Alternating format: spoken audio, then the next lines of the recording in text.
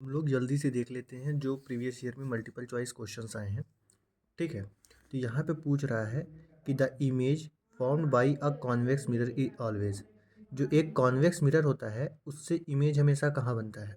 तो convex mirror के द्वारा जो इमेज बनता है वो हमेशा कहाँ बनता है? Between the pole and focus. Option C सही होगा। कॉन्वेक्स मिरर के द्वारा जो इमेज बनेगा वो हमेशा पोल और फोकस के बीच बनेगा। ठीक है, फिर कह रहा है कि a light rays move away from the normal while going from one medium to another then they move from। ठीक है, कह रहा है when light rays move away from the normal while going from one medium to another then they move from। ठीक है, a denser medium to a rare medium to a denser medium। कहने का मतलब ये है कि जो एक लाइट रे है, ठीक है, जब वो एक मीडियम से दूसरे मीडियम में जा रही है तो वो क्या हो रही है कि normal while going to normal से दूर जा रही है। नॉर्मल से दूर कब जाती थी? जब हम लोग किस में आते थे? डेंसर मीडियम से रेयर मीडियम में। ठीक है, दिखाते हैं। जब लाइट रे, देखो ये लाइट रे आ रही है, ये नॉर्मल है। लाइट रे आए, एक मीडियम से दूसरे मीडियम में गई, नॉर्मल से दूर हो जा रही। देखो इसको जाना ऐसे सीधे था, ऐसे सीधे जाना था, लेकिन ये क्या हुई? दूर चली गई, नॉर्मल से दूर चली गई, अवे द नॉर्मल। ठीक है, तो ऐसा कब हो सकता है? जब पहला मीडियम डेंसर हो और दूसरा मीडियम रेयर हो। मतलब लाइट रे जो है डेंसर मीडियम से रेयर मीडियम में आएगी, तब वो नॉर्मल से अवे चली जाएगी, दूर चली जाएगी। तो इसमें क्या आंसर होगा? कह रहा है when light ray move away from the normal while going from one medium to another then they move from. किस मीडियम से जा रही है? A denser medium to a rare medium. ठीक है, डेंसर मीडियम से कहाँ जा रही है? रेयर मीडियम में। डेंसर मीडियम से कहाँ जा रही है? रेयर मीडियम में। ठीक है, अब देखो क्या कह रहा है, इस क्वेश्चन को हम छोड़ेंगे। यहाँ कह रहा है कि when white light passes through a prism the color of the emergent light distant from the base of prism। कह रहा है एक प्रिज्म है, ठीक है, देखो क्वेश्चन को देखो कैसे समझेंगे। कह रहा है एक प्रिज्म है, ठीक है, इस प्रिज्म से क्या है? इस तरफ से एक वाइट लाइट आई, इस तरफ से एक वाइट लाइट आई। पता था कि जब वाइट लाइट आती है, ठीक है, और ये प्रिज्म से होके ऐसे जाती है, तो ये क्या करती है? डिफरेंट 7 कलर्स में क्या हो जाती है? 5 6 7 डिफरेंट 7 कलर्स में क्या हो जाती है? स्प्लिट हो जाती है। एक वाइट लाइट आई, प्रिज्म में गई और प्रिज्म से बाहर निकली, तो ये डिफरेंट टाइप्स के 7 कलर्स में क्या होती है? स्प्लिट होती है। तो सबसे पहले क्या रहता है? वायलेट, फिर क्या होता है? Blue, sorry, indigo, blue, green, yellow, orange, red. VIBGYOR बोलते थे नहीं, हम लोग बोलते नहीं थे कि क्या है? विब ग्योर, विब ग्योर। इस क्वेश्चन में ये कह रहा है कि एक वाइट लाइट को मैंने प्रिज्म पे डाला, तो बताओ कि प्रिज्म के बेस से सबसे डिस्टेंट, मतलब सबसे दूर कौन सा कलर निकलेगा? वायलेट कलर निकलेगा। ठीक, क्वेश्चन को देखो पहले, क्वेश्चन क्या कह रहा है? क्वेश्चन कह रहा है कि when white light passes through a prism the colour of the emergent light, जो बाहर निकल रही है, distant from the base of prism, distant distant from the base of prism, prism के दूर, बेस से सबसे दूर कौन सा कलर होगा? वायलेट कलर होगा। ठीक है, तो हमारा आंसर क्या होगा इसमें? इसमें हमारा आंसर हो जाएगा वायलेट कलर। ठीक है, कह रहा है ampere second is the unit of. Charge की यूनिट क्या होती है? Ampere second. क्यों? क्योंकि हम लोग चार्ज को जानते हैं, क्यू इक्वल्स टू क्या होता है? आई इंटू टी। क्यू का मतलब होता है चार्ज, ठीक है, आई का मतलब होता है, सॉरी, टी का मतलब होता है टाइम, और आई का मतलब होता है करंट। ठीक है, तो करंट की यूनिट क्या होती है? एम्पियर, और टाइम की यूनिट क्या होती है? सेकेंड। तो एम्पियर सेकेंड किसकी यूनिट हो गई भाई? चार्ज की। ठीक है, तो चार्ज की यूनिट क्या है? सॉरी, एम्पियर सेकेंड किसकी यूनिट है? Ampere second is the unit of charge. ठीक, कह रहा है दो वायर हैं, two wires of resistance R1 and R2 are connected to a cell in a parallel. कह रहा है दो रेजिस्टेंस हैं R1 और R2, ये एक सेल से पैरेलली कनेक्टेड है। ध्यान देना, पैरेलली कनेक्टेड है। If the currents flowing them are I1 and I2, उनमें जो करंट फ्लो हो रहा है, ठीक है, R1 में करंट, R1 रेजिस्टेंस में करंट I1 फ्लो हो रहा है, R2 रेजिस्टेंस में करंट I2 फ्लो हो रहा है। And the heat produced in them are H1 and H2। तो भाई जो रेजिस्टेंस में हीट आ रही है वो कितनी प्रोड्यूस हो रही है, H1 H2। ठीक है, तो the ratio of heat is, heat का रेशियो बताओ, हीट का मतलब H1 H2। ठीक है, कह रहा है दो रेजिस्टेंस हैं, देख लो ऐसे जल्दी जल्दी दिखा देते हैं। कह रहा है दो रेजिस्टेंस हैं, ठीक है, दो रेजिस्टेंस हैं, ठीक, ये पैरेलली क्या है, कनेक्टेड है, ये है R1, ये है R2। ठीक है, इसमें से I1 करंट जा रही है, इसमें से I2 करंट जा रही है।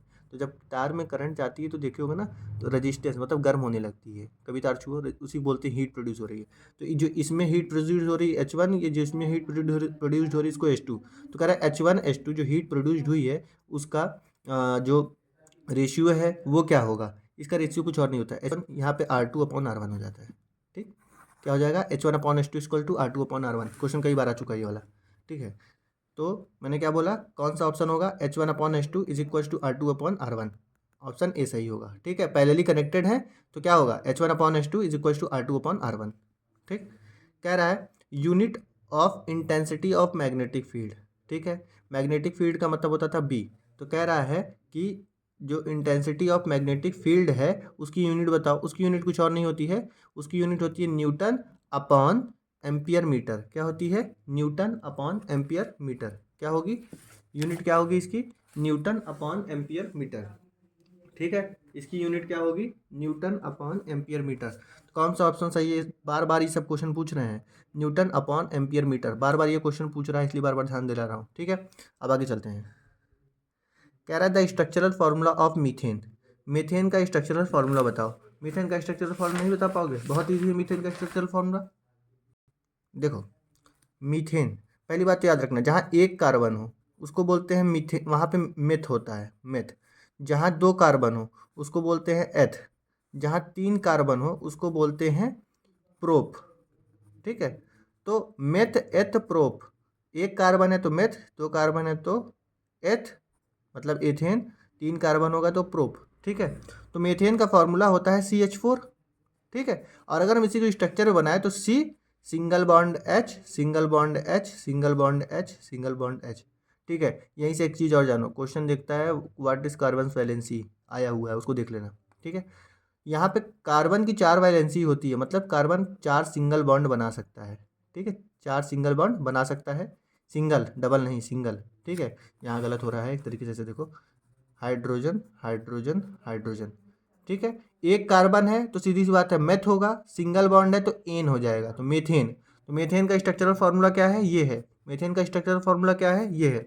ठीक है, तो हमारा आंसर क्या होगा इसमें, क्वेश्चन क्या पूछा था कि the structural formula of methane ये है, एक कार्बन 4 हाइड्रोजन सब सिंगल बॉन्ड में। ठीक है, अब इसमें कह रहा है, इसको बताते बाद में, पहले इसको बताते हैं। कह रहा है chemical formula of lead nitrate. Lead nitrate का केमिकल फार्मूला क्या होता है, इसका केमिकल फार्मूला होता है Pb ब्रैकेट के अंदर NO3 ट्वाइस। क्या होता है, Pb का मतलब होता है लेड, और ये जो NO3 है इसको बोलते हैं नाइट्रेट। ठीक है, तो Pb ब्रैकेट के अंदर NO3 ट्वाइस, लेड नाइट्रेट का फार्मूला क्या हो गया, PbNO3 ट्वाइस। फिर पूछ रहा है the pH value of pure water. Pure water की pH वैल्यू क्या होती है, 7 होगी। क्या होगी, 7 होगी। एंटी मनी क्या है, ये हमने बोला था, खुद से देखना। ये कह रहा है, ये रिएक्शन कई बार पूछ चुका है। कह रहा है complete the following chemical reaction. यहाँ लिखा है CH3COOH। ठीक है, CH3COOH। ठीक है, ये होता है एसिटिक एसिड। इसको हम किसके साथ रिएक्ट करवा रहे हैं, C2H5OH। जहाँ पे भी लास्ट में OH लगा रहे हैं ना, केवल OH, वो होता है एल्कोहल। क्या होता है, एल्कोहल। क्या होता है, एल्कोहल। ठीक है, अगर सिंगल कार्बन होता तो इसको हम बोलते हैं मेथेनॉल, एल्कोहल ऑल, मेथेनॉल। यहाँ पे दो कार्बन है तो हमने कहा था ना दो कार्बन, तो एथेनॉल, ये क्या है, एथेनॉल है। ठीक है, तो कह रहा है कि CH3COOH मतलब कि एसिटिक एसिड का जब हम एथिल एल्कोहल से एथेनॉल से रिएक्शन करवाते हैं किसके प्रेजेंस में, कॉन्सेंट्रेट सल्फ्यूरिक एसिड के प्रेजेंस में, तो क्या बनता है, पता है क्या बनता है, ये वाला बनेगा CH3COOC2H5। क्या बनेगा, CH3COOC2H5। ठीक, इस रिएक्शन में जब हम CH3COOH और C2H5 का रिएक्शन करवाते हैं तो क्या बनता है, CH3, देखो ना CH3 ये वाला, COO और ये वाला C2H5, बाकी ये जो OH है और ये H है मिलके H2O बना लिए। ठीक है, ध्यान दो, मैं क्या बोला, ये जो CH3COO है ये यहाँ पे है क्या, और इसका C2H5 आ गया इसमें, ये बन गया। बाकी यहाँ पे क्या बना बचा था, यहाँ पे बचा था OH और यहाँ बचा था H OH मिलके H2 बना लिए। ठीक है, समझ गए। अब सुनो क्या कह रहा है, energy currency in cellular process is, कह रहा है कि किसको हम एनर्जी करेंसी बोलते हैं सेलुलर प्रोसेस में, तो ATP। किसको बोलते हैं एनर्जी करेंसी, एनर्जी करेंसी हम बोलते हैं ATP। क्या बोलते हैं, ATP। ठीक है। Bile juice is secreted by, bile juice कहाँ से बनता है, लीवर से। बाइल जूस कहाँ से निकलता है, लीवर से। देख लेना, शायद मैं गलत ना बोल रहा हूँ, लीवर ही होता है वैसे। ठीक है। Bile juice is secreted by, कहाँ से, लीवर से। Pollen sac contains, pollen sac जो मैंने बताया था ना कि वो फूल के अंदर जो पॉलन होता है उसमें क्या होता है, उसमें होता है पॉलन ग्रेन्स। तो पॉलन सैक क्या कंटेन करता है, पॉलन ग्रेन्स। पॉलन सैक क्या कंटेन करता है, पॉलन ग्रेन। ठीक है। एनर्जी करेंसी क्या है, ATP है। बाइल जूस कहाँ से सिक्रिएट होता है, लीवर से होता है। ठीक है। पॉलन सैक कहाँ, पॉलन सैक क्या कंटेन करता है, पॉलन ग्रेन कंटेन करता है। ठीक है। और मैंने यहाँ पे क्या बताया था कि यहाँ पे जो CH3COO है ये और C2H5 आपस में जुड़ जाएंगे तो CH3COO C2H5 बन जाएगा। बाकी इसका OH और इसका H मिलके H2O बना लेंगे। ठीक है। फिर मैंने बताया था क्या कि जो केमिकल फार्मूला है लेड नाइट्रेट का वो क्या है, PB ब्रैकेट के अंदर NO3 ट्वाइस हो गया। ठीक है। मीथेन का हमने ये बता दिया था। ठीक। हमने बताया था कि एम्पियर सेकंड किसकी यूनिट है, चार्ज की यूनिट है। एम्पियर सेकंड किसकी यूनिट है, चार्ज की यूनिट है। ठीक है। अब हम लोग चलते हैं नीचे वाले क्वेश्चन पे। कह रहा है कि birds on leaf develop in, किसमें जो है पत्तियों पे बर्ड्स जो है डेवलप होती हैं। ऐसा कौन सा पौधा है जिसमें पत्तियों पर कलियां खिलती होंगी। ठीक है। Birds on leaf develop in Bryophyllum, हम लोग पढ़े थे ना, ब्रायोफाइलम में ऐसा होता है पथचट्टा, इसको बोलते हैं पथचट्टा। ब्रायोफाइलम में क्या होता है कि पत्तियों पे ही बर्ड्स निकलती हैं। ठीक है। इसमें लिखा है, इसको देख लेना, example of unisexual flower is, कौन सा है देख लेना। Normal blood pressure of a healthy human, क्या होता है नॉर्मल ब्लड प्रेशर, 120/80, क्या होता है 120/80, क्या होता है 120/80। नॉर्मल ब्लड प्रेशर क्या होता है 120/80। ठीक है। फिर कह रहा है which of the following constitute a food chain, मैंने बताया था कि भाई ग्रास, घास को गेहूं खाएगा क्या, नहीं खाएगा। घास को बकरी खाएगी, बकरी को इंसान खाएगा, बिल्कुल सही है। तो हमारा ऑप्शन बी सही हो जाएगा। ठीक है। तो इसमें इतने क्वेश्चंस हो गए। ठीक। चलते हैं नेक्स्ट पेपर पे।